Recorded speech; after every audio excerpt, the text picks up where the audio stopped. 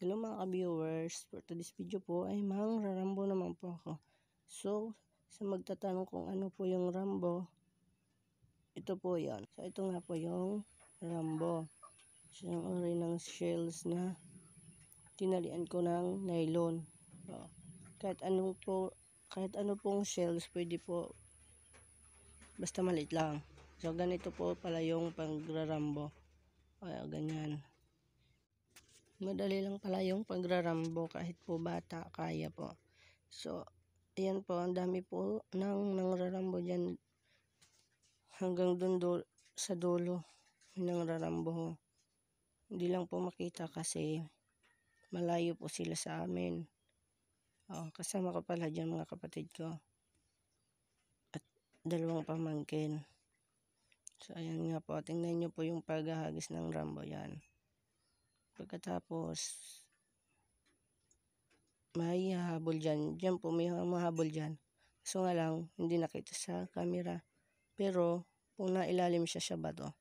Kaya, yan, kukunin ko yan mamaya. Tingnan nyo. Malapit na yan. Ayan na nga po.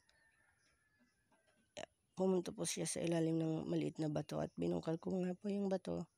At siya, kaya nakuha ko po yan. Yung una po namin kuha. Malaki po yan. Di ba? Yan po yung una kong kuha. Buhay pa yan. Tingnan nyo. Di ba? Napakadali lang kasi magrambo dito. At ito naman nga po yung paghahagis ng rambo. Tingnan nyo. At saka pag kinukuha mo na yung rambo, ayan, binubulubod sa plastic yung nylon para mababanti po yung rambo papunta sa akin. Yan. Diba? Napakadali lang po mga rambo.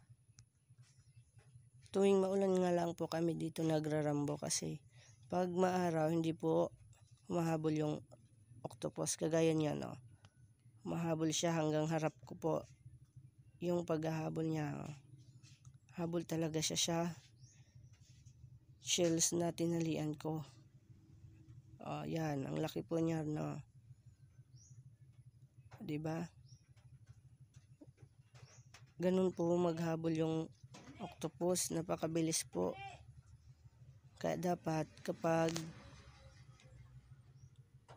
hinihila mo na yung shells, dapat mabilis ka rin po kasi maabutan niya yan.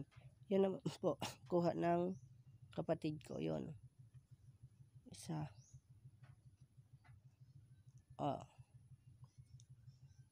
Ayan, ito po, tingnan niyo po. Mabuti yung octopus na humahabol. Yon. Kuha, diba? Pang-apat na po namin yung kuha.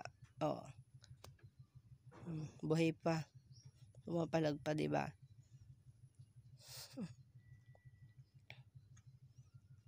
So, yan nga po. Ang tagal po ng aming lalagyan.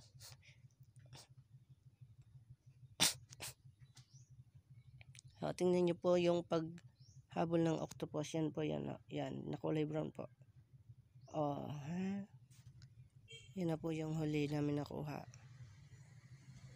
So, ito na nga po yung aming nakuha. 5 piraso po na octopus. Tingnan nyo. Ang tawagin dito sa amin, pugita. Or kaya tamala. Tamala po dyan ang tawag sa amin.